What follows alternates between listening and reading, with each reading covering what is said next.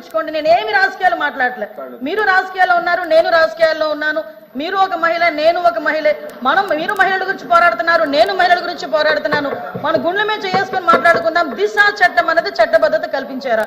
దిశ police station ఏర్పాటు చేశారు, దిశ app ఏర్పాటు చేశారు, కాదని చెప్పట్లేదు. మీరు ఏదైతే దిశ యాప్ వల్ల ఫలానా కడియంలోని ఒక మహిళ హత్య చేయబడింది, అది జరిగేదా అని అడిగారు కదా.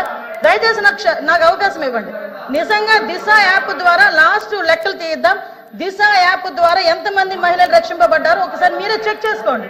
ఆ దిశ యాప్ లో ఎటువంటి శానిటీ లేదు కాబట్టి ఈ రోజు ఆ దిశ యాప్ ని కూడా మేము పక్కన పెట్టి కొత్తగా శక్తి యాప్ అని తీసుకొచ్చి ఆ యాప్ కూడా నెట్వర్క్లు పనిచేయని చోట కూడా మహిళ ఇబ్బంది పడితే ఇమీడియట్ గా యాప్ ద్వారా నియర్ బై పోలీస్ స్టేషన్ కి ఇన్ఫార్మ్ చేయడానికి రూపొందించేటట్టుగా ఈరోజు శక్తి యాప్ ని మేము ఏర్పాటు చేస్తున్నాం.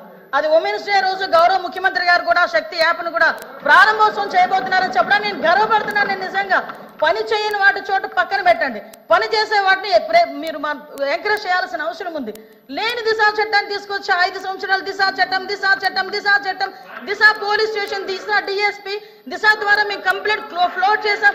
రమ్మనండి ఒక్కసారి దిశ పోలీస్ స్టేషన్ లోనే దిశ కంప్లైంట్లు ఇచ్చిన వాళ్ళు ఏ చట్టం మీద కంప్లైంట్లు ఇచ్చారో అటువంటి పరిస్థితుల్లోనే ఈ రోజు దిశ యాప్ గురించి మీరు మాట్లాడుతున్నారు. ఈ రోజు మహిళల భద్రత విషయంలో కట్టుదిట్టమైన చర్యలు మేము తీసుకుంటున్నాం. మహిళల భద్రత విషయంలో మేము కమిట్మెంట్ అయి ఉన్నాం. మహిళల భద్రత విషయంలో ఈ రోజు ఉమెన్ సేఫ్టీ వింగ్ ని కూడా ఏర్పాటు చేయడానికి గౌరవ చంద్రబాబు నాయుడు గారు ముందుకు వచ్చారు.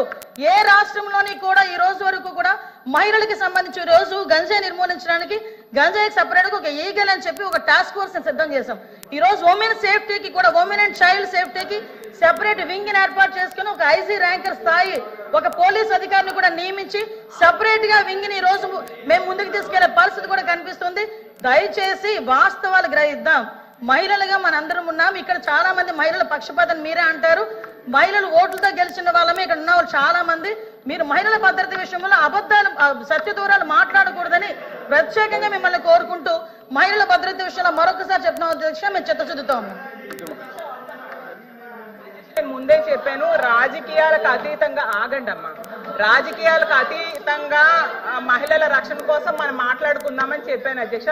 గౌరవ మంత్రి గారు సమాధానం చెప్పారు, ఓకే ఏమేం చేశారో చెప్పారు. కానీ దిశ యాప్ లాంటి యాప్ అనేసి మాట్లాడడం జరిగింది. దిశ చట్టం అనేది మనందరం అధ్యక్ష ఒక్క నిమిషం, అప్పుడు జగన్మోహన్ రెడ్డి గారు అసెంబ్లీలో తీర్మానం చేసి కేంద్రం దగ్గర పెండింగ్ లో ఉంది అధ్యక్ష. ఇక్కడ తీర్మానం చేసి పంపించారు, కఠినమైన చట్టాలని తీసుకొచ్చారు అధ్యక్ష.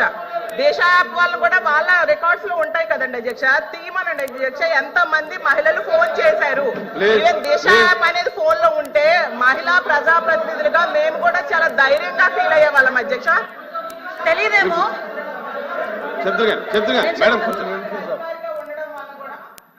చాలా ధైర్యంగా వెళ్ళి కంప్లైంట్ ఇచ్చేవారు అధ్యక్ష. నేను కళ్ళతో ప్రత్యక్షంగా చూశాను. ముందే చెప్పాను, రాజకీయాలకు అతీతంగా మనం మాట్లాడుకుందామమ్మా.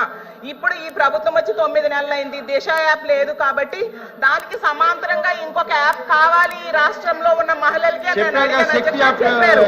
కానీ దిశ అధ్యక్ష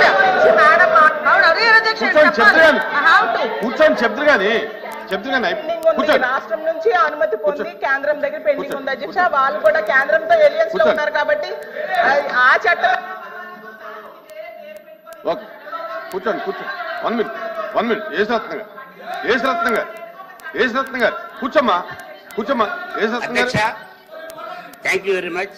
మీరు సూటిగా ప్రశ్న అడగండి. గౌరవ హోంమంత్రి వర్యులు చెప్పారు, దిశ యాక్ట్ అసలు యాక్ట్ అయిందా లేదా అనేది క్వశ్చన్. ఇక్కడ యాక్ట్ అయిందా లేదా, ఇక్కడ సీనియర్ పోలీస్ ఆఫీసర్స్ ఉన్నారు. రాష్ట్రంలో 5 సంవత్సరాల్లో దిశ చట్టం పెట్టిన తర్వాత అది యాక్ట్ అయిందా లేదా, ఏ సెక్షన్స్ ప్రకారం జరుగుతుంది.